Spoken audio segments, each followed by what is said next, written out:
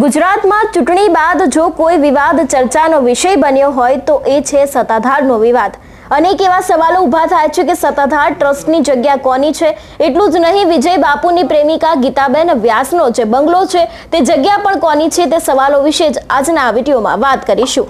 નમસ્કાર, હું હંસિની અને તમે જોઈ રહ્યા છો નિર્ભય ન્યૂઝ।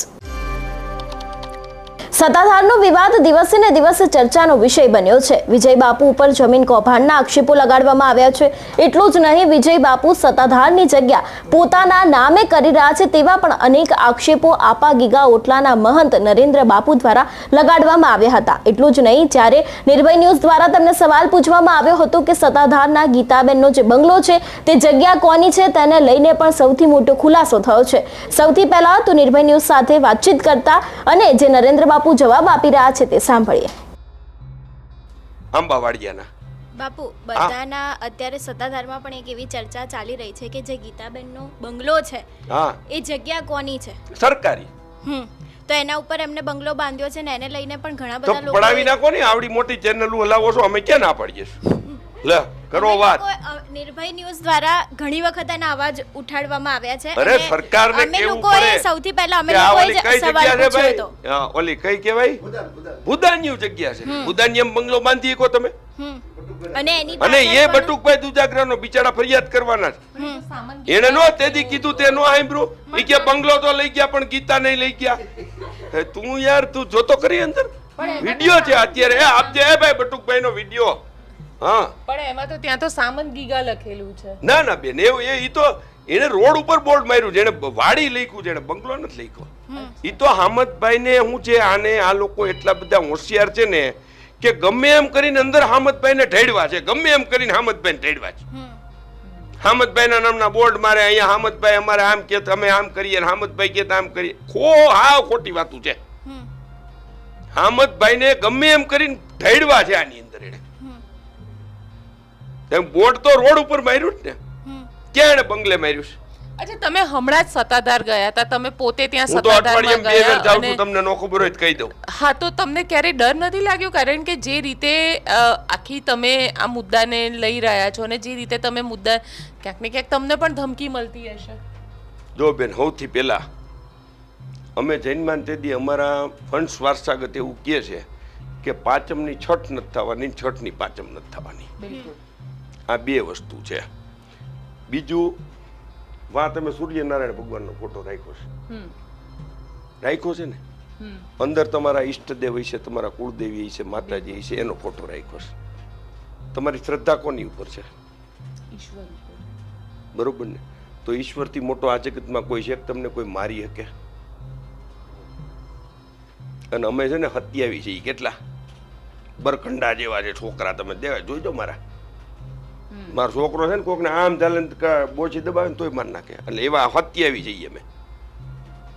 અને અમારે કાઠિયાવાડ, તું તો દીકરી જ કાઠિયાવાડની, ઠાંગામાં પૈસા વધે એટલે શું કરે? કાં કોકનું ખૂન કરે, ઈ જ કરે ને। ઠાંગામાં આપણે શું કરે? હાલ મને કહે જોઈ, પૈસા વધી જાય એટલે શું હોય? કોક મારી નાખે। તો અમારામાં નિયમ છે એવો કે આપણા ઘરમાંથી કોઈ એકને કોક મારે તો આપણે એના 2 ઓછા કરવાના, પછી જે થાય જીવશું તોય જેલમાં। અમારે ઠાંગામાં કેટલા એવા છે કે જેલમાં 20 વર્ષની પડી હોય પણ તોય 3-4 છોકરા હોય, કારણ કે પેરોલ ને ફલો આવીને પછી કામ ઉતારે। એટલે એમ કોઈને ફાટી પીડે કઈ મેળ ન પડે। અને હા, સત્ય એક એવી વસ્તુ છે ને કે જેને કોઈ દિવસ કોઈ અટકાવી નથી શકતું। સત્યને કોઈ દિવસ કોઈની બીક હોય જ નહીં। સત્ય પોતે જ એક એવી તાકાત છે। હું તો એકલો જ જાઉં છું, અઠવાડિયામાં 2 ફેરી જાઉં છું, એમાં હું કામ ફાટી પડવાનું? હા ઠીક છે, મને વચમાં કોઈ કીધું કાંઈ વાંધો નહીં, મેદાને જંગમાં પૂગે એના મારે, એના ભગા, ન પૂગે એના આલા। આમાં તો હું કોકને મારવા જાઉં તો મને કોક મારશે કે નહીં એ કેમ નક્કી થાય? તો હવે શું, આ આખા વિષયની અંદર તમે છેલ્લા ઘણા વખતથી મુદ્દો ઉપાડી રહ્યા છો, ઘણા વખતથી આરોપો લાગી રહ્યા છે, આરોપ પ્રત્યારોપ બધું જ થઈ રહ્યું છે આની અંદર। અમારી ઉપર હજી એક આરોપ નથી લાગ્યો. એટલે તમારા ઉપર આરોપ એ લાગે છે કે તમારે સત્તાધારની ગાદી જોઈએ છે અને ગાદી એની તો બચાવવા બેન માટે ચોખવટ તમે કરી. કરી રહ્યા. બિલકુલ, પણ આરોપ પ્રત્યારોપ સતત લાગી કોણે રહ્યા વિજય છે. બાપુએ ક્યારે એવું કીધું કે હું ગાદી હાટું લડું છું? ના, પણ એમના એમ સમર્થકો કે એના પણ સમર્થકની વાત જ નથી કરતો હું. અત્યાર સુધીમાં એક વખત વિજય ભગતે એમ કીધું કે હું સત્તાધારની ગાદી હાટું લડું છું? હમ. વલ્કુ બાપુએ કોઈ દી કીધું અમારી ગુરુ ગાદીએથી કે આ માણસ ગાદી હાટું લડે છે? મુક્તાનંદ બાપુએ કોઈ દી એવું કીધું કે હું ગાદી હાટું લડું છું, હું પૈસા હાટું લડું છું? ગાળિયા તાળિયા ને તુકાળિયા જેની કોઈ ઓકાત ન હોય, કેપેસિટી ન હોય, ઈ એમ કે તમે આની હાટું લડો છો? આમાંથી કોઈ વિજય ભગતે કીધું હું ગાદી હાટું લડું છું? એ આ વિડીયામાં આવી જાય છે, તમને આજ દીધું છે ને એમાંય આવશે કે હું ગાદી હાટું લડું છું. એ વિજય ભગતે ના પાડે છે.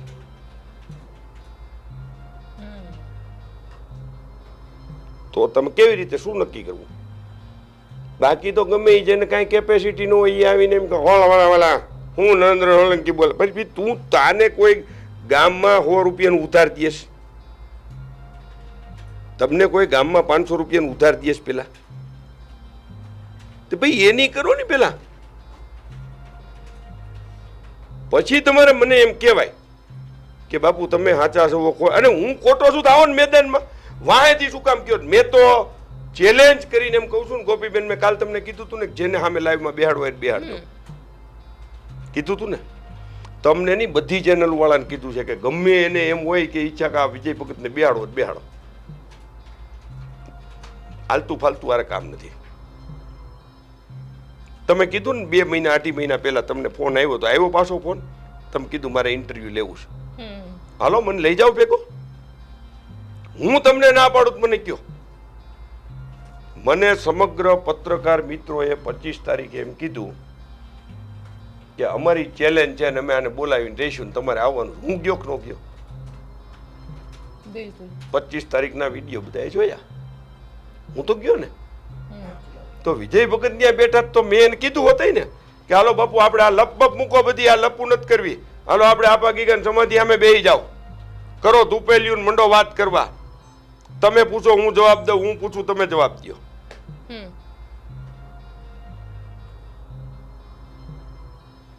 પણ તમને એવું લાગે છે કે ધીરે ધીરે જે રીતે તમે કહી રહ્યા છો સત્ય આમાંથી બહાર આવશે? કારણ અરે 150% આવ્યા વગર છૂટકો નથી. સત્ય બહાર નો આવે તો આટલું ઉપડે? અમારો બાપ હું કઈ નવરો હે? આ બહાર નો કાઢવું હોય તો આ શું કામ આ બધું બહાર આવ્યું? સત્ય જો બહાર નો લાવવાનું હોય તો આ અમારો ઠાકર જાગ્યો શું કામ? તમે એટલો જ વિચાર કરી લ્યો. આ તો ત્રાસ 15 વર્ષથી 20 વર્ષથી હતો. કઈ રીતનો ત્રાસ હતો? તમે માનસિક ત્રાસ હતો, જીવરાજ બાપુને ત્રાસ હતો, બેન ન્યા રહેતા હતા. ફરી ફરીને એક જ વાત કરો, પૂછો તમે. ના, એટલે કારણ કે તમે કહી રહ્યા છો કે માનસિક ત્રાસ હતો. માનસિક તમે આખા ગામને, તમે મને હમણાં કીધું કે બાપુને કોઈને મળવા ન દેતા, એ શું થયું? એવું આરોપ લગાવે છે બધા. તો બધા આરોપ તો આરોપ આમાં મેં આજે આરોપ લગાડ્યા તો વિજય બાપુએ આવીને કેવું જોઈએ ને કે ભાઈ આ આરોપ ખોટો છે. હું કામ તમને નથી કહેતા?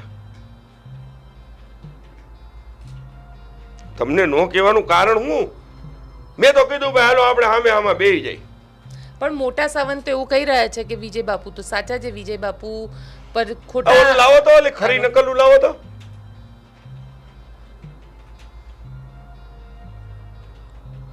એનો મતલબ એમ કે મોટા સંવંત પણ ખોટું બોલી રહ્યા હું ક્યાં એવું કહું છું ખોટું બોલે છે?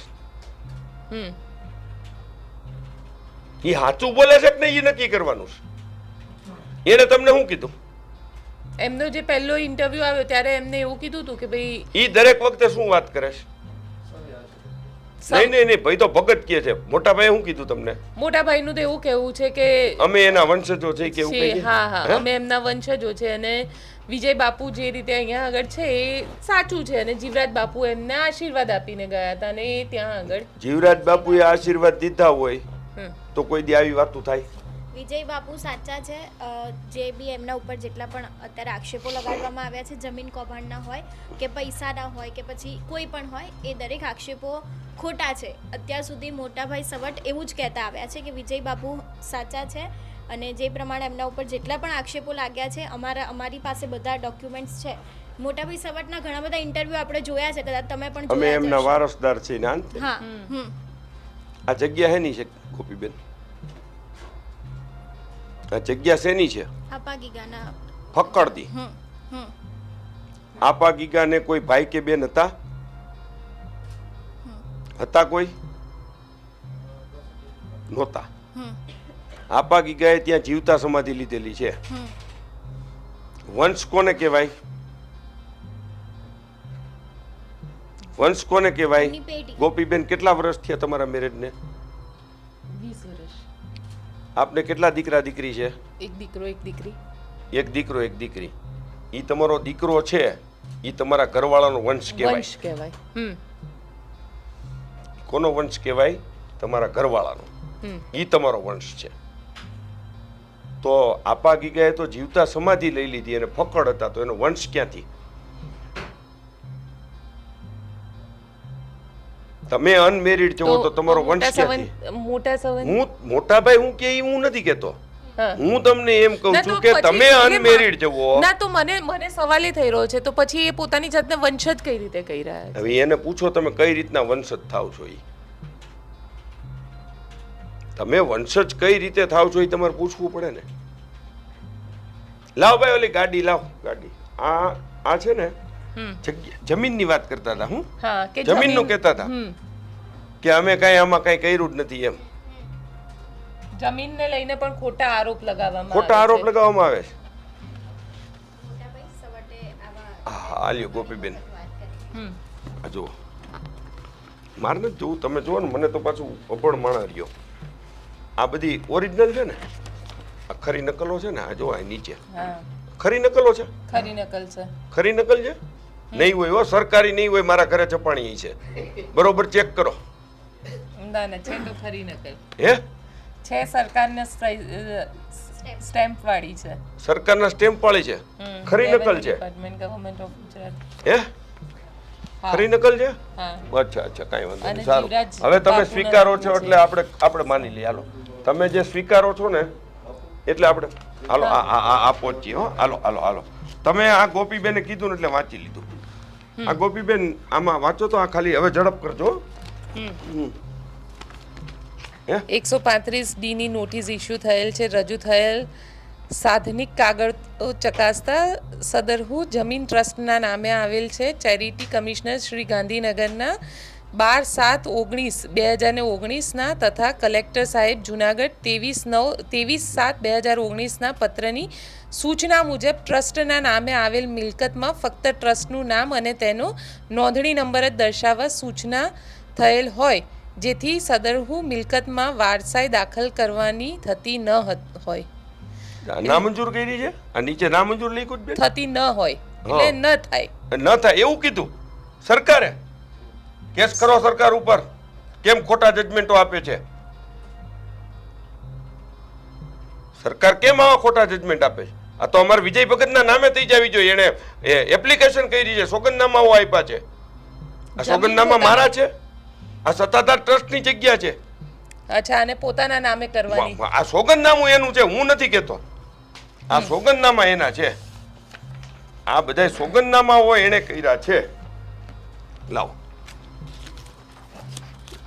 હવે આ બધી છે ને, આ કોઈ એક જગ્યાઓ નથી. હો, આ જગ્યા છે ને, એ ઓલી મોટી ફાઇલ લાવજો ભાઈ. ઓલી લાવો, ઓલી બીજી ફાઇલ લાવો. બરોબર? આ સોગંદનામા બેન મહેનત કર્યા. તમને દેખાડું આ કોના છે. મને આ અભણ માણસને આ તકલીફ બધી ના મંજૂર. હા, બસ આઈ લાવ. હા, એમાં છે ને સીધું જ છે. લાવો.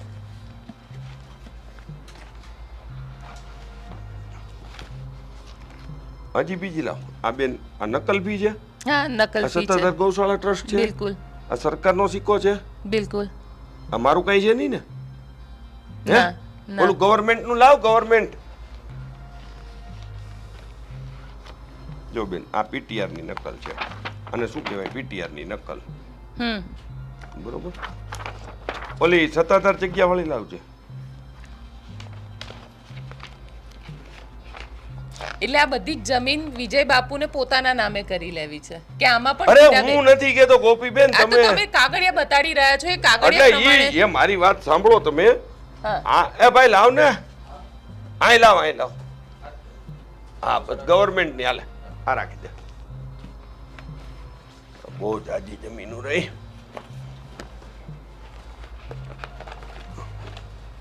એ ભાઈ આ નહીં હજી ઓલી દે. એ મૂર્ખના સરદાર ઓલી ગવર્મેન્ટ ઓફ ગુજરાત 5 ફાઇલ છે ને ઈ દે. જો બેન આ જાવલડી હમ 130 ખાતા નંબર આ જમીન. હવે આ કુલ જમીનો લગભગ જો તો બેન કેટલા વાર છે? 14,47,533 ચોરસ વાર અને ચોરસ મીટર થાય છે 12,10,329. ઓલા ગાડીના કાગળ 12,10,329 ચોરસ મીટર અને 14,47,533 ચોરસ વાર. બરોબર છે ને બેન? એવું જ છે? હમ પાકું શ્યોર? આમાં એ લખેલું છે આમાં શું લખ્યું છે ઇંગ્લિશમાં કંઈક? ઇન્ટિગ્રેટેડ ઓનલાઈન રેવન્યુ એપ્લિકેશન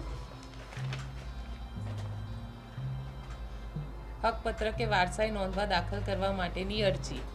બરોબર છે બેન? હા આ સોગંદનામું તમારું છે? ફોટો તમારો છે? બિલકુલ આમાં વિજય ભગત બાપુનો ફોટો છે. નહીં હોય તમે જો, તમારો નથી. એમનું આધાર કાર્ડ પણ જોડેલું છે. હોય નહીં. હમ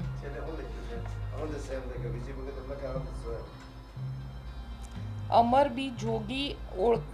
અરે ઈ નથી, અહીંયા હું અંધ લખ્યું છે. અરે અંધ તો ઠીક છે ભલે ને દેખતા રહ્યા, પણ આ શેની માટે કર્યું? જો સોગંદનામું વિસાવદર દુધાણા ગામની સીમ જમીન રેવન્યુ ખેડ ખાતા નંબર 163 થી સર્વે નંબર 178 ના હેઠળ 25/17/12 આરે તથા સર્વે નંબર 202 ના સત્તાધાર ગૌશાળા ટ્રસ્ટ શ્રી જીવરાજ ભગત ગુરુ શ્યામજી ભગતના સ્વતંત્ર નામે અને ખાતે આવેલ છે. અમારા ગુરુ મહંત શ્રી અચ્છા તેની વારસાઈ કરવા માટે વિજય હા, ભગત એના દ્વારા નામે વારસાઈ કરવાની નથી બેન. સત્તાધાર ટ્રસ્ટના નામે તો છે જ. હા વારસદારો નીચે આ મુજબ છે. પોતાના નામે કરવા માટે કરી છે. નીકર સરકાર નામંજૂર શું કામ કરે? એ બેન હમ રેવન્યુ રેકર્ડ છે એ તો વારસાઈ આવી જ જવાનું હોય. તમારા પર્સનલ નામે કરવાની વાત આવી ને એટલે બરોબર. આ એનું સોગંદનામું છે ગોપીબેન. હા હવે આ 1920 74 1920 હા ના એનું સોગંદનામું. આ ખાલી હું નામ લખ્યું છે? વિજય ભગત ગુરુ શ્રી જીવરાજ બાપુ.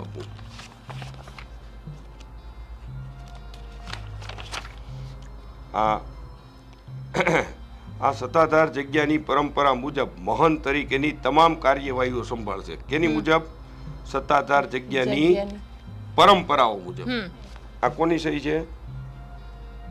નરેન્દ્ર બાપુ ગુરુ જીવરાજ બાપુ. એટલે તમે જે લખાણ કરીને આપેલું છે આ એ આ લખાણ આની છે. ઉપરથી આ માણસ મહંત થયો છે. આ મેં સહી કરી દીધી છે એટલે હમ અને આ ક્યારે કરવામાં આવ્યું? 8/8/2017. ઓકે પણ એ તો ઘણા વખતથી છે ને ત્યાં આગળ મહંત તરીકે તો. મહંત તેદી 8/8/2017 માં બનાવ્યા છે. હા આ છે પાછી નામંજૂર. હમ હમ. આ 73/105 હમ બરોબર. આ 74/1920. હમ આ બધી અલગ અલગ જગ્યાઓ છે. જે સત્તાધાર ટ્રસ્ટની છે. આ ટ્રસ્ટની નથી. આ જગ્યા એવી હતી કે અમારા ગુરુ પીરો દ્વારા હમ અલગ અલગ જગ્યાઓ લેવામાં આવેલી. બેટા આપી દેતો. તો ઈ જગ્યા એને વ્યક્તિગત પોતાના નામે હમ આની 7 વીઘા જમીન હું કામ લીધી ની અમને ત્યારે ખબર પડી એના ભાઈ વિભાગમાં. એ 7 વીઘામાં ને 15 લાખ રૂપિયાની જમીન હતી. પણ જો ઈ ત્યાં ખાતેદાર રહીએ તો આ જમીનો પોતાના ખાતે થઈ શકે. હમ બરોબર? સારું હાલો.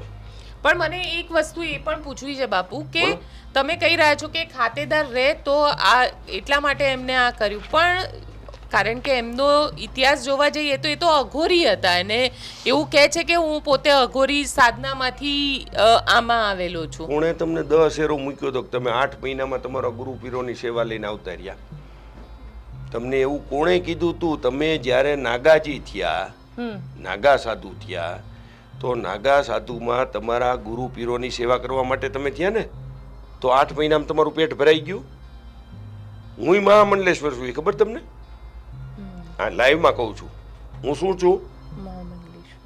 હા, 1008 શ્રી પંચદશનામ જૂના અખાડા. પણ મારું નામ શું છે? નરેન્દ્ર બાપુ ગુરુ શ્રી જીવરાજ બાપુ. મેં કેમ મારો બાપનો ફેરવી નાખ્યો?